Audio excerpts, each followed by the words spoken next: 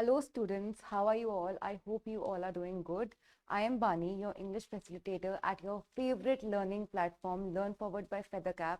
And today we'll be discussing the poem, India, My India, the Land of My Dreams. So let us start. In this poem, the poetess, she is sitting under the stars on 14 August. So she is just one day away from the Independence Day. So she's thinking about her nation and she's feeling very patriotic and she's having that nationalist dream and those nationalist thoughts. She dreams of her place. She dreams of the beautiful India. She dreams about the nature that India presents, the plants, the animals, the people, the famous freedom fighters, and everybody who had a contribution in freeing India. So इस poem में हमें पता लगता है कि कैसे क्या सोचती है पोएटेस अपने इंडिया के बारे में. एंड इनफैक्ट जब हमारा इंडिपेंडेंस डे या रिपब्लिक डे कोई भी ऐसा डे आता है तो हमें कितना ज़्यादा पेट्रियाटिक फील होता है ना, हमें कितना ज़्यादा अपने ही मदरलैंड की तरफ कनेक्टेड फील होता है ना. So we feel like we feel a sense of electricity running through our veins. कोई अगर हमारे लिए वंदे मातरम गा दे तो कितना ज़्यादा कनेक्टेड फील होता है, कितना अच्छा फील होता है. तो इस टाइम पे जो पोएटेस है वो बहुत ज़्यादा हाइप्ड अप है. She is sitting under the stars and thinking about her place, her India. And वो सोच रही है, वो हर चीज़ को डिस्क्राइब करती है अपने थॉट्स में. वो बताती है कि कैसे उसको अपना इंडिया बहुत ही खूबसूरत लगता है एंड क्या क्या है इंडिया में जो उसको लैंड ऑफ हर ड्रीम्स बनाता है. So let us read the poem to know कि वो क्या क्या सोचती है एंड क्या क्या इमेजिन करती है. It is a very beautiful poem and you have to stay fully concentrated to know how beautiful a land totally is. This poem is about a country India and its different cultures. उसके culture, उसकी nationality, उसकी languages, उसकी हर type की beauty के बारे में है. Here the poetess describes about India, the land of her dreams. On the eve of independence, reflective I sit. तो eve of independence, independence day कब होता है? 15 अगस्त. तो eve, जैसे for example on Christmas eve, on the eve of independence, on her birthday eve. तो birthday eve या Christmas eve या independence eve वो होता है जैसे 15th को है इंडिपेंडेंस, 15th अगस्त को, तो 14th अगस्त की रात को, ठीक है, 14th अगस्त की नाइट को वो बैठी हुई है एंड वो सोच रही है. On the eve of independence reflective I sat. Reflective I sat का मतलब वो सोच रही है, she is imagining, she is lost deep in thought. Gazing on the summer sky dark but starlit. उस टाइम पे गर्मी होती है ना, समर टाइम नहीं होता है, तो जो स्काई है वो बहुत ज़्यादा डार्क है बट जो तारे हैं वो चमक रहे हैं. The sky that stairs down on my country enchanting. और जो बहुत वास्ट स्काई है जो मेरी ब्यूटीफुल कंट्री के नीचे देख के ऊपर देख रहा है, ऊपर से देख रहा है. Steeped in culture and tradition, endowed with beauty and trancing. और जो मेरी कंट्री है वो बिल्कुल फिल्ड है, भरी हुई है with tradition, with beauty, with nature, endowed with beauty and trancing. और इस कंट्री की जो ब्यूटी है ना, इट हैज़ नो बाउंड्स. इतनी ब्यूटीफुल कंट्री है हमारी, इसकी हर एक फीचर इतना ब्यूटीफुल है. अगर आप कंपेयर करो अपनी कंट्री को किसी एक बहुत ब्यूटीफुल वुमेन से तो आप ये कह सकते हो कि R India is one of the most beautiful women alive. तो हमारी जो कंट्री है वो सबसे खूबसूरत वुमेन है. I conjure up diverse fascinating scenes. तो वो अपने माइंड में मेकअप करती है बहुत सारे फैसिनेटिंग सीन्स ऑफ इंडिया, वो इमेजिन करती है वो इंडिया. अब वो बेसिकली ना ड्रीम करिए, she is dreaming about her country and India is the land of her dreams. तो वो जो ड्रीम्स है उसके, that is so fascinating, it is so majestic, so magnificent कि वो बहुत ही ज़्यादा अच्छी अच्छी चीज़ें ड्रीम कर रही है. Land of my dreams, her mighty Himalayas. अब वो बताती है कि हमारी कंट्री की खूबसूरती में क्या क्या आता है, क्या क्या चीजें हैं जो एड ऑन करती हैं हमारे इंडिया की खूबसूरती को. Her mighty Himalayas magnificent arise. तो यहाँ पर ना हर को जैसे हर लिखा हुआ है, तो इंडिया मतलब जो कंट्रीज होती हैं वो कोई वो थोड़ी होती है मेल या फीमेल, वो जेंडर थोड़ी होता है उनका कोई. बट इस यहाँ पर इन्होंने हमारी इंडिया को पर्सोनिफाई कर दिया है. What does it mean by personification? Personification होता है जब आप एक नॉन लिविंग चीज को, एक नॉन ब्रीदिंग चीज को ह्यूमैनिफाई कर देते हो, ह्यूमन टच दे देते हो और उनको ऐसे प्रेजेंट करते हो as if they are breathing human living beings, ठीक है। So her mighty Himalayas magnificent arise, तो बताती है कि जो हमारे हिमालयाज हैं वो बहुत ऊंचे, वो बहुत ही ब्यूटीफुल है, covered with snow and beauty. Her rolling plains verdant under azure skies, तो उसके जो प्लेन्स हैं वो ग्रीन कलर के हैं, जो प्लेन एरियाज हैं वहां पर ट्रीज ही ट्रीज हैं, और ऊपर जो स्काई है वो बहुत ही ब्लू, ब्यूटीफुल ब्लू कलर का है। Her life giving streams that bubble and dance, तो जो उसकी स्ट्रीम्स है ना वो लाइफ गिविंग है, as it gives life to marine life. जो मरीन लाइफ होती है, एक्वेटिक लाइफ होती है, उसको लाइफ मिलती है ना उन स्ट्रीम्स में ही तो पलती है वो, तो उसकी जो स्ट्रीम्स है इसलिए उनको लाइफ गिविंग कहा गया है। दैट बबल एंड डांस का मतलब, अब देखो स्ट्रीम्स को भी यहाँ पे पर्सोनिफाई कर रखा है। कैसे पर्सोनिफाई कर रखा है? अब स्ट्रीम्स बबल और डांस तो कर नहीं सकती, डांस तो किसी भी वे में स्ट्रीम्स नहीं कर सकती, बट जब वो आती है ऐसे करके तैरती हुई आती हैं स्ट्रीम्स, तो जिस वे से वो ऐसे लहरा के जा रही होती हैं उसको एक्सप्लेन किया गया है as bubbling and dancing over pebble and boulder as they gurgle and prance. और जो स्ट्रीम्स है वो पत्थरों, पेबल्स के ऊपर से निकलती है, पत्थरों के ऊपर से निकलती हैं। तो जब पानी बहुत ज्यादा तेज फ्लो में आता है तो जो पेबल्स होते हैं वो कूद के आगे पीछे जाते हैं, तो ऐसे लगता है कि वो भी खेल रहे हो। Her forest luxuriant with creeper and vine, और जो इसके फॉरेस्ट है ना वो अबंडेंस में है, बहुत ही ब्यूटीफुल, बहुत ही थिक ग्रोथ वाले, प्रोफ्यूज ग्रोथ वाले फॉरेस्ट है। And they are filled with creeper and vine. Creeper and vine एक प्लांट होता है जो रोल कर लेता है, रोलिंग प्लांट होता है ना जो आपकी फिन विंडो में रोल करके आ जाता है। तो बहुत ही ज्यादा प्रोफ्यूज ग्रोथ वाले प्लांट्स हैं हमारे फॉरेस्ट में, appear in the glory before these eyes of mine. और जब मैं इमेजिन करती हूँ ना इंडिया के बारे में, जब मैं इमेजिन करती हूँ about my land of dreams, तो I imagine about the mighty Himalayas, about the plains that are filled with green plants and they are sitting under the azure beautiful sky. और फिर मैं इमेजिन करती हूँ कि कैसे जो स्ट्रीम्स है वो लाइफ गिविंग है, और जो पत्थर हैं उसके ऊपर से, जिसके ऊपर से स्ट्रीम्स निकल रही हैं, वो गर्गल कर रहे हैं और प्रांस कर रहे हैं। नाउ द टॉनी, अब वो बताती है, यहाँ पर तो उसने थोड़ा थोड़ा बताया नेचर के बारे में। She tells the readers about the nature, and then she comes to the wildlife कि wildlife जो हमारी कंट्री में है, it is very beautiful, it is very eye capturing। इतनी beautiful wildlife है हमारी कंट्री में कि अगर हम देखें ना, अगर हम जाकर एक्सप्लोर करना चाहें तो हम देखते ही रह जाएंगे। The tawny stripe tiger, the peacock imperial. Tawny का मतलब yellowish golden stripe tiger, and the peacock imperial का मतलब एक ऐसा, एक ऐसा ब्यूटीफुल सा एक जानवर जो जिसे देखोगे तो आपकी आईज बिल्कुल एन्चेंटेड रह जाएंगी, एंड यू विल फील कि आपने कितना सुंदर कुछ देख लिया। अगर आपने कभी पीकॉक को डांस करे हुए देखा हो तो यू फील लाइक कि मैंने क्या देख लिया, I have achieve something, I have kicked off something from my bucket list, ऐसे लगता है। Because it is so beautiful to see a peacock dance. उसके जो पर फैले हुए होते हैं, उसका जो ब्यूटीफुल, बहुत ही ज्यादा एलिगेंट कलर, वो देखकर बहुत ही ज्यादा हम लोग मंत्रमुग्ध हो जाते हैं। So the chattering playful monkeys, the elephant Regal. तो जो मंकीज है ना बहुत ज्यादा चैटरिंग है, इमिटेट करते हैं लोगों को, प्लेफुल होते हैं, बहुत खेल मतलब खेलते हैं लोगों के साथ। और कभी कोई बनाना लेके भाग रहा है, कभी कोई लटक रहा है ट्रीज में। द एलिफेंट रीगल, तो एलिफेंट्स जो होते थे पहले कैसे यूज होते थे, जब किसी की जो महाराजा राजा वाला टाइप का टाइम होता था, वहां पे जब कोई भी महाराजा अंदर आ रहा होता था, कोई अपनी प्रजा को देखने जा रहा होता था, कहीं भी जा रहा होता था, they use to use these elephants, and they were called royalty.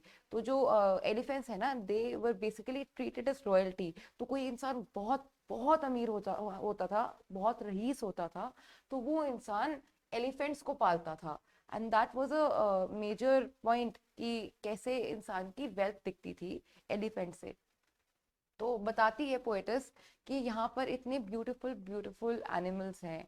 एक हमारा पीकॉक हो गया, हमारा टॉनी टाइगर हो गया, फिर हमारे प्लेफुल मंकीज हो गए, फिर हमारा रीगल एलिफेंट हो गया, I picture them wild protected yet free. और मैं इमेजिन करती हूँ उनको कि उनको कोई किसी ने बेड़ियों में बांधा नहीं हुआ, they are free, they are roaming as they want to, they are playing, they are enjoying their homes, their wildlife, to roam mid rock, bush, grassland and tree। और वो आराम से घूम रहे हैं अपने ही ग्रीन लैंड्स में, अपने ही घर में। there's a vista of beaches, एक विजन आया उसके दिमाग में। फिर नाउ यहाँ पर हमने बात करी थी वाइल्ड लाइफ की, यहाँ पर उसने बात करी थी नेचर की, और फिर यहाँ पर आते हैं हम वाइल्ड लाइफ पे। Now she switches back to nature and she says कि अब मेरे को एक दिमाग में विजन आता है of beaches with golden sands shining। अब आप जाओ मुंबई की तरफ जाओ या कहीं भी जाओ, आप गोवा वगैरह की तरफ जाओ, आप सोचो और इमेजिन करो, आप गूगल करो, आप वहां पर जाकर देखो, अपने मतलब इन पर्सन जाकर देखो, यू विल फाइंड कि जो बीचेस हैं उनके आसपास ब्राउनिश गोल्डन सैंड है, and they look so beautiful, they look so flattering to your eyes कि अगर आप वहां पर जाओगे ना, you would not want to use your phone, you would not want to post anything, you just want to enjoy the view of it because it is so elegant, it is so eye capturing कि आपको बहुत मजा आएगा सिर्फ nature के साथ रहकर ही। The pounding surf, frothy, sparkling and glistening, the sea, और जो सर्फ है ना, जो वेव्स आती हैं वो बिल्कुल चमक रही होती हैं, because they are very light blue in colour, but ऐसे लगता है जैसे वो बिल्कुल चमक रही हैं, जैसे वो स्पार्कल कर रही हैं। The sea is full of life in countless forms, और जो सी है वो बहुत सारी चीज़ों में, बहुत रिवर्स में डिवाइड हो रही हैं, और बहुत सारा वो जो सीज है वो बहुत सारे काउंटलेस फॉर्म में डिवाइड हो रही हैं एंड हर एक घर में पानी पहुंचा रही हैं। The miles of brave coastline weathering many a storm, और जो हमारी कोस्टलाइंस है ना वो प्रिवेंट कर लेती हैं स्टॉर्म को। वेदरिंग का मतलब होता है able to face every difficulty. तो जो माइल्स है, हमारी जो ब्रेव कोस्टलाइन है, वो बहुत सारे स्टॉर्म्स को आने से, हमारे तक पहुंचने से बचा लेती हैं, क्योंकि वो पानी ही पानी के अंदर खत्म हो जाते हैं जो स्टॉर्म आने वाले होते हैं। तो हमारी जो कोस्टलाइंस हैं उनको ब्रेव इसलिए कहा गया है क्योंकि जब तक वो स्टॉर्म्स हमारे तक आए उससे पहले ही हमारी कोस्टलाइंस उनको अपने अंदर तक ही बांध के रख लेती हैं एंड हमारे तक आने ही नहीं देती हैं। By rivers so sacred, I dream of Ashoka.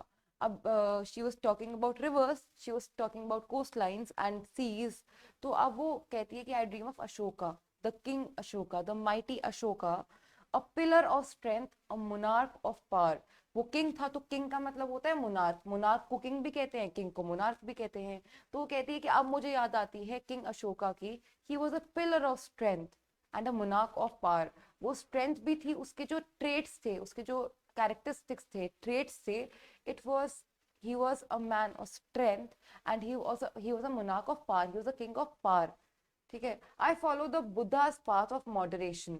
और जो बुद्धा थे, जो लॉर्ड बुद्धा थे, वो क्या पाथ दिखाते थे? A path of moderation, a path of simplicity and a simple life that preaches a creed grain through prayer and meditation.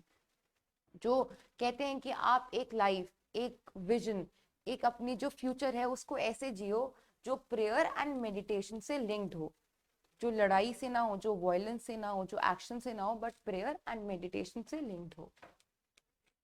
I remember the pride, the Mughla sublime, as I marvel at their monuments, a gift for all time. And जब मैं इनके बारे में सोचूं, when I think of Ashoka and Lord Buddha, I remember about the Mughals who have left behind a lot of monuments that we enjoy today। and अगर हम आज भी देखते हैं तो ये जो monuments है वो हमारी इंडिया की ब्यूटी में बहुत ज़्यादा add on करते हैं।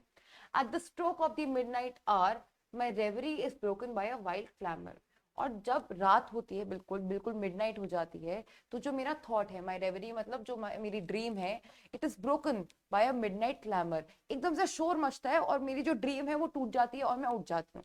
सो अभी तक ये ड्रीम करी थी इन सारी चीजों के बारे में, and the dream gets broken by wild clamour, मतलब एक बहुत ज्यादा लाउड नॉइज से ब्रोकन होती है उसकी dream, and she wakes up as they march in array before these privileged orbs। और वो एक लाइन में, ये लोग, अब वो बताते हैं कि कौन कौन आता है, ये लोग एक लाइन में मेरी प्रिविलेज्ड आंखों के सामने आते हैं। I am so blessed to see this people in front of me. Privileged orbs का मतलब हो गया मेरी प्रिविलेज्ड आईज, मेरी लकी आईज।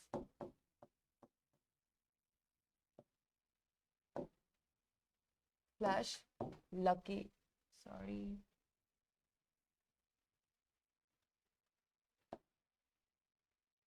लकी आइस, ठीक है, मेरी लकी आइस के सामने आते हैं the fiery Subhash with his nationalist corps. कौन कौन लोग आते हैं उसके आंखों के आगे, उसकी ड्रीम ब्रोकन होती है एंड कुछ लोग मार्च करते हुए आते हैं, कुछ लोग चलते हुए आते हैं उसकी आंखों के सामने। The fiery Subhash. अब सुभाष कौन है यहाँ पे? सुभाष चंद्र बोस। तो वो जितने भी फ्रीडम फाइटर्स थे ना, जितने भी लोग थे जिन्होंने इंडिया की हेल्प करी थी, वो ब्रिटिशर्स के शैकल से निकालने में इंडिया को, वो उन लोगों को इमेजिन करती है कि वो लोग उसके सामने आ रहे हैं। The fiery Subhash with its nationalist cause, मतलब उसके nationalist dreams, he was the national police. मतलब वो पूरी इंश्योर करता था कि कैसे जो इंडिया में हमारी नेशनलिज्म है वो मेंटेन रहे। The humble Mahatma with ideology gentle. और महात्मा गांधी जो इंश्योर करते थे कि जो हम लोग लोगों से डील कर रहे हैं, ब्रिटिशर्स से भी डील कर रहे हैं, we should not deal with them with violence, but we should teach them a lesson with our gentle ideology. हमारी जो वे ऑफ ट्रीटमेंट है उनकी तरफ, it should not be very violent, it should be gentle, but they should learn that what they did was wrong to us and they should go from this place, they should never come back. तो it was because of Mahatma Gandhi ना कि जो Britishers थे वो India छोड़ के चले गए। तो वो कैसे था? महात्मा गांधी कोई भी वायलेंट वेज को प्रीच नहीं करते थे। He used to preach very simple, very basic and very soft ways to handle with these kind of people. वो प्रोटेस्ट करते थे, वो बताते थे लोगों को कि क्या क्या चल रहा है। He used to make people aware of their surroundings rather than using violent ways. The vibrant Nehru with energy indefatigable. तो जो जो नेहरू थे, उनकी जो एनर्जी थी वो ऐसी एनर्जी थी जो कभी भी एंड नहीं होती, अनलिमिटेड एनर्जी। इंडिफिटिगेबल का मतलब होता है अनलिमिटेड या unending energy.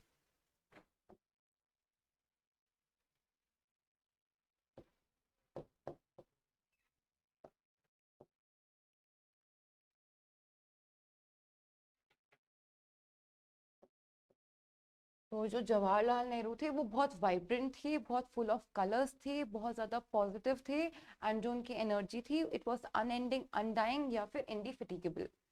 The victors they glide past one by one। और अब she is actually dreaming even in this paragraph। तो क्या होता है कि she dreams in a dream कि उसकी ड्रीम टूट गई है एंड ये लोग उसके सामने चलकर आ रहे हैं उसके ड्रीम में ही। तो Victus they glide pass one by one. Victus किसको कहा गया है? इन लोगों को कहा गया है, इन फ्रीडम फाइटर्स को विक्टर्स बोला गया है कि ये मेरे आगे से निकलते हैं one by one. It seems the stream of warriors will never be done, and I believe that ऐसे warriors इंडिया में कभी नहीं खत्म होंगे, and no matter how many warriors go by, new ones will always appear and come up. Often clouds cover these stars so bright and sometimes dark and dreary appears the long night। और कभी कभी क्या होता है, जो हमारी sky है, beautiful starlit sky है, उसको ना क्लाउड्स कवर कर देते हैं। तो इसका जो डीपर मीनिंग है वो ये है कि कभी कभी इतनी पॉजिटिविटी नहीं होती दुनिया में, एंड कभी कभी हम लोग बहुत नेगेटिव, बहुत ज़्यादा डिसहार्टेंड फील करते हैं। And sometimes dark and really appear the long night, मतलब रात को बिल्कुल अंधेरा हो जाता है, ऐसे लगता है कि you can not see a thing if you go out. तो आपकी लाइफ में भी आपको ऐसा फील होता है कि आपको कुछ दिखेगा नहीं, पूरा अंधेरा ही अंधेरा है। But soon the fresh dawn heralds the morn. और एकदम से सुबह आती है और मॉर्निंग हो जाती है। Once again a new day is born. और बार बार हर दिन एक नया दिन पैदा होता है। From the distant mosque the mullah raises. और जो मॉस्क है, जो मॉस्क है, वहाँ से जो मुस्लिम्स का मॉस्क होता है, जो मुल्ला जी हैं वो रेज करते हैं एंड वो आवाज निकाल लगाते हैं सुबह सुबह अपने डिवोटीज को, ताकि वो प्रेयर बोलने आ जाए उनके मॉस्क में। Call to devotees to chant their praises at the temple near the pujari will soon say. और जो पास का टेम्पल है, जो मंदिर है, वहाँ पे पुजारी बहुत जल्दी बोलता है, सुबह उठ के ओम करता है और सबको बुलाता है और फेथफुली वो लोग पूजा करते हैं। The church bells joyful carol and ring. और जो चर्च है उसकी जो वहाँ पे बहुत ज़्यादा सुंदर सुबह कैरल गाया जाता है, और रिंग्स बजी जाती है, बेल्स बजी जाती हैं। इन रेवरेंस ऑल हिज फॉलोअर्स सिंग। और जो लॉर्ड जीसस है उनके जितने भी फॉलोअर्स होते हैं वो सब उनका सॉन्ग गाते हैं। From gurdwara imposing tributes arise, और गुरुद्वारे में सुबह भगवान को याद करा जाता है। To the one whose value is above all price, to the one की मतलब है यहाँ पर, क्या मतलब है यहाँ पर, भगवान, भगवान को याद करा जाता है। My India respects all who live on the earth, और जो मेरी कंट्री है, जो मेरा लैंड ऑफ ड्रीम्स है, my India, it respects everybody who lives on this earth. We honour the one who on you gave us birth. And हम लोग अपने पेरेंट्स को, अपने वर्ल्ड को, सबको बहुत ज़्यादा ऑनर करते हैं, जिन्होंने हमें जो हमें इस दुनिया में लाए हैं, जिन्होंने हमें एक लाइफ दी है।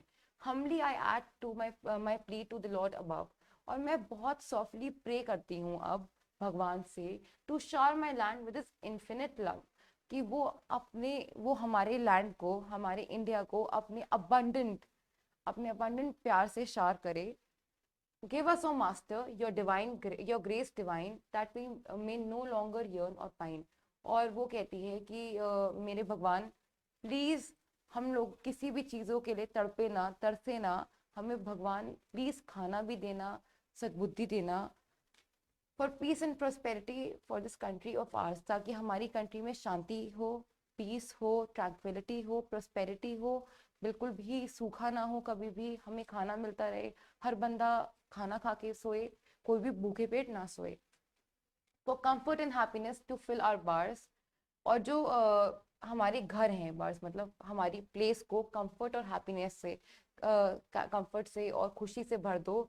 To each give enough according to his need, और हर बंदे को उसकी नीड के अकॉर्डिंग थोड़ा थोड़ा दे दो। To each give your wisdom for this we plead, और हर बंदे को प्लीज विस्डम प्रोवाइड करो। एंड आई रिक्वेस्ट यू कि हर बंदे को जो भी नीड हो थोड़ी बहुत वो दे दो, और विस्डम भी दो। दैट आर ग्रेनरीज में be replete with grain in plenty, कि हमारी जो ग्रेनरीज हैं, हमारे जो खेत हैं, हमारे जो घर हैं, वो भर जाएं इतनी सारी ग्रेन से कि हमें कभी भी उसके लिए तड़पना ना पड़े। That in shelter and covering and knowledge we are wealthy, कि हमारा घर, हम इतने ज़्यादा घर से भी वेल्दी हों, हम नॉलेज से वेल्दी हों, हम विजडम से वेल्दी हों, हम जितने भी डिसीजंस ले वो इतने ज़्यादा पावरफुल हो, इतने स्ट्रांग हो, और इतने ज़्यादा ट्रू और ऑनेस्ट और राइट हो कि हम कभी भी कोई चीज़ फेस ना करें। Teach us O lord like brothers to live, और हमें सिखाओ कि हम भाईचारे में रहकर जिए, हम ब्रदर्स की तरह जिए, हम लड़े ना किसी भी चीज़ पे। Your tolerance, your understanding each other to give, और हमें क्षमता दो, हमें ये दो कि हम लोग टॉलरेट कर पाए, हम एक्सेप्ट कर पाए और अंडरस्टैंड कर पाए हर चीज़ को। Give us the wisdom to accept everything, tolerate and understand things, that my vision no more a vision may seem, कि जो मेरा विजन है, जो मेरा ड्रीम है, ये सिर्फ एक ड्रीम ना लगे, but this dream might turn into a reality one day. But India, my India, the land of my dreams.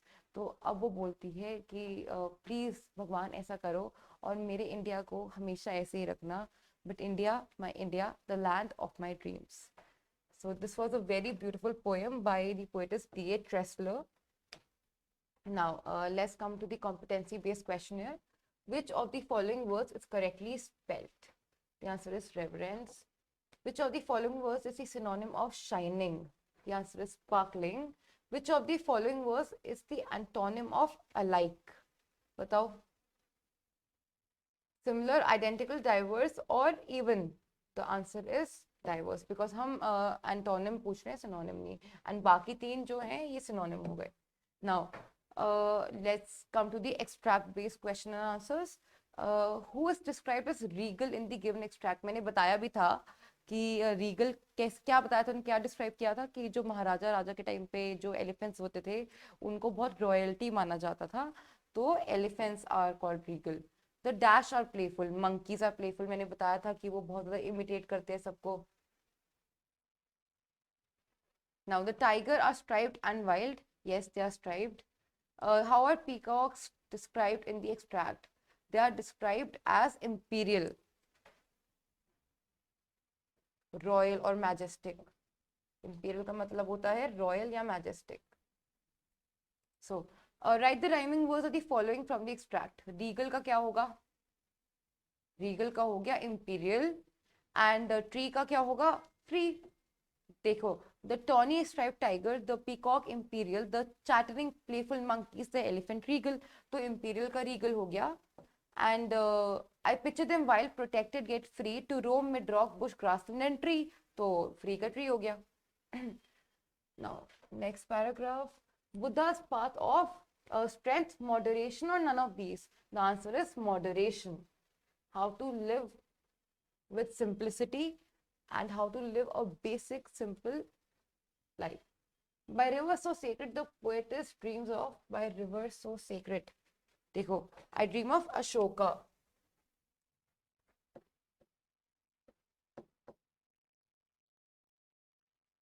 Describe Ashoka as mentioned in the extract. A monarch of power and a pillar of strength. लिख दूं यहाँ पे. A monarch of power and a pillar of strength. Write the rhyming word of meditation from the extract. So meditation का क्या हुआ? Mediation. I follow the Buddha's path of moderation that preaches creed gained through prayer and mediation. So the answer is mediation.